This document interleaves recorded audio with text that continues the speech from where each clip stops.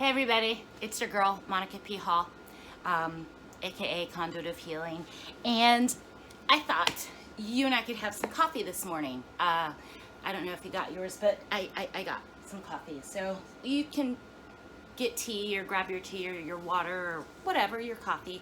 I wanted to have a really quick chat about something that's been bothering me for a long time. Well, bothering me in a sense of I keep thinking about it, keep thinking about it, keep thinking about it.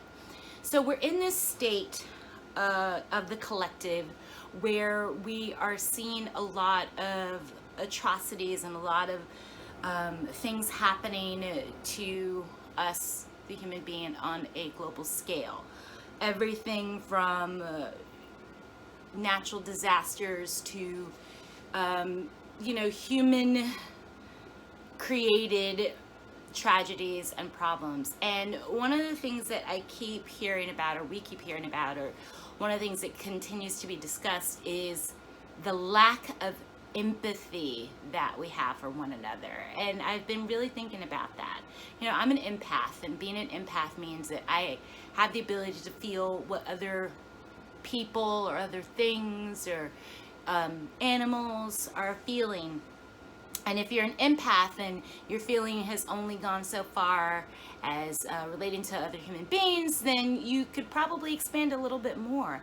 But that's a whole nother conversation. I'm gonna sip some because I don't want it to get cold. So I'm thinking about empathy, right? Why don't more people have it? What is up with that? Why can't we relate to one another's feelings and experiences? And the only thing that makes sense to me is because empathy, the ability to have empathy, is a sixth sense. To feel what others are feeling, to be able to empathize with them, that's a sixth sense. And you know what? As children is probably when we're the most empathetic. When we don't have words yet, when we don't have language, and we have to interpret energy, and we have to interpret, facial behavior and recognition. We lose that as children if we do not have parents that encourage empathy, if we do not have parents that encourage our sixth sense. So on a mass scale, we've lost our ability to have feelings for one another in a way that basically means we're sharing energy that translates into feelings. And therefore, if you're hurting, I hurt. Empathy now has become this mental exercise, and that's why it's not working. Compassion has become this mental exercise, and that's why it's not working. We don't relate to one another through thinking about it. We don't. What happens is when we say think about it, what we're asking people to do is, take yourself and imagine my experience as a woman, as a Black woman, and bring that into your imagination and translate that into feelings so that you can empathize. Whereas that's not how empathy works. Empathy allows for my energy and your energy to commingle through the ethers, and then it's like a ping with a computer. I ping you, you ping back, and we both have an experience of what the other one is feeling. This is a natural state to us, and we've lost it. Maybe by design, maybe via ignorance, didn't know any better, maybe for survival, maybe as a defense mechanism. A lot of people have a lot of different stories in terms of their origin and how and where they were born and what circumstances and what they had to live through and what they had to survive. But this is what's going on. We've lost our innate ability to relate to one another on an empathetic level. That's not a mental exercise. That's a spiritual one. That's a psychic one. That's an energetic one, if you will.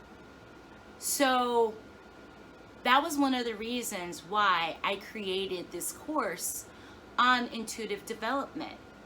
Because it's one thing to have a psychic experience, right?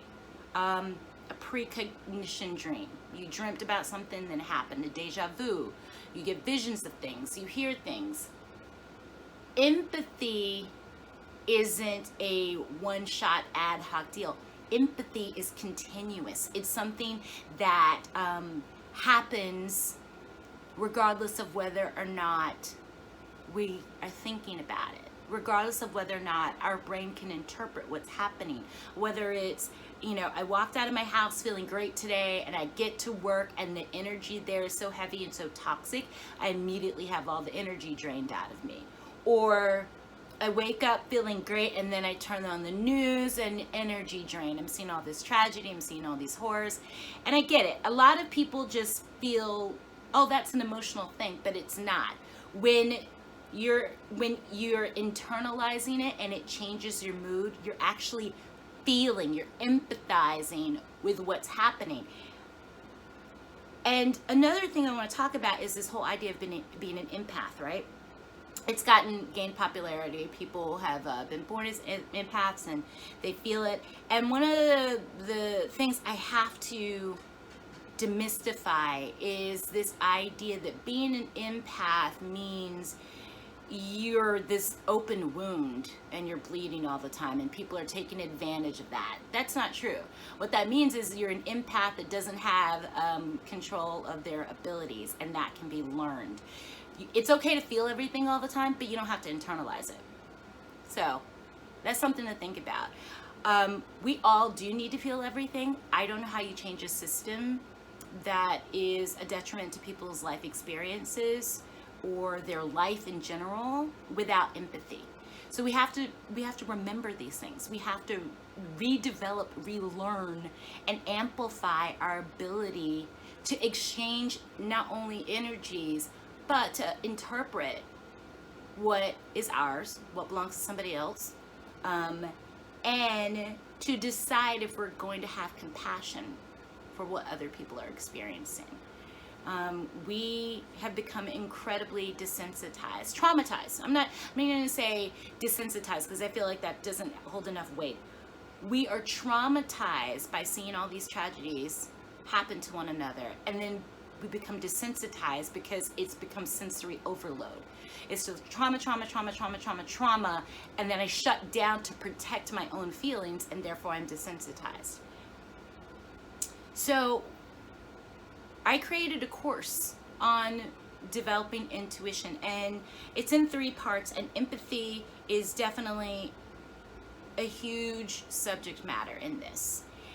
It's probably the biggest one, and the reason is there's no way that I can see we can get better as a society, as a species, in any sort of system without empathizing with one another.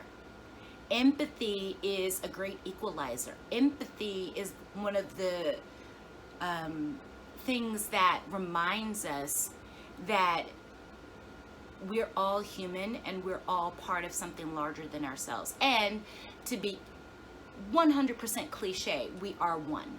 Oneness and empathy are kind of the same thing. Being able to empathize reminds you of oneness. And having the ability to feel what other people are feeling, that helps you understand that we absolutely have more in common than not. And therefore, this whole idea of equality, it kind of almost doesn't make sense. We are one, we are equal, we can feel what others feel, so what's this whole idea of discrimination? I mean, that's not spiritual, that's ego. That's a made-up concept. It's not how we naturally are born, you know. We empathize with our family first, or not, if it depending on the family. But we are born to have these energy exchanges as a natural process of our living every single day. So when that's disrupted and interrupted and we feel alone, then we get scared. And then we create these ways of safeguarding ourselves, our ego really, from this fear. So we create separation. You're different, your skin color's different, your religion is different, your sexual preference is different, you're in a different bracket of earnings, and therefore you and I don't need to empathize with one another, which is absolutely insane. None of those things make you less human. None of those things make you love less, hurt less, experience life any more or less than the person standing next to you. And so this is where we get all these toxic systems, these deliberate, ego-fueled, ego-inspired, ego-created forms of discrimination so that we can disregard other people's experiences. So the only way to undo that is to remember, remember, remember. I feel what you feel. You can feel what I feel. We don't have to talk about it every time. There doesn't have to be a huge discussion, but there can be an acknowledgement. And when we acknowledge somebody else's feelings, then we can choose to act differently. Whether that means, okay, you're toxic, I need to step back and not deal with you, or it means, gosh, every time I'm around you, I feel absolutely great. I feel inspired.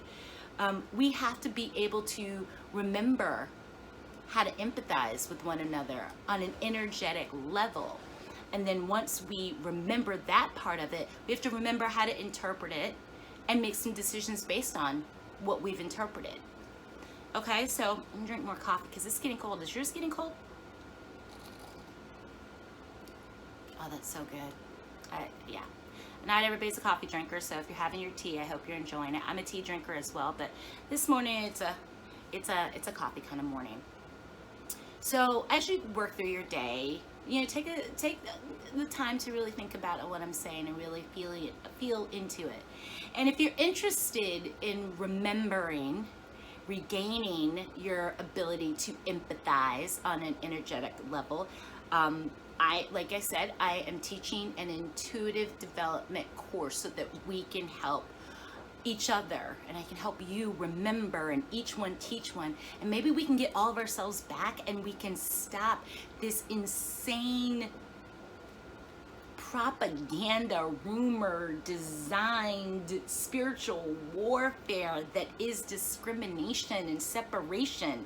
You can't be one and be separated. I mean, it makes no sense. Everything about our bodies, everything about our vital organs, everything about the blood running through our veins says in one way or another, our DNA says it, one way or another, I am you, you are me, and we have more in common than not. Okay, so thank you very much. Thanks for watching. If you're enjoying all of my videos, please subscribe to my channel. Hit the like button. By all means, if you feel like you need to comment or you want some more information about my course on intuitive development, please reach out to me. There will be some information at the end of this video that gives you all of my contact information.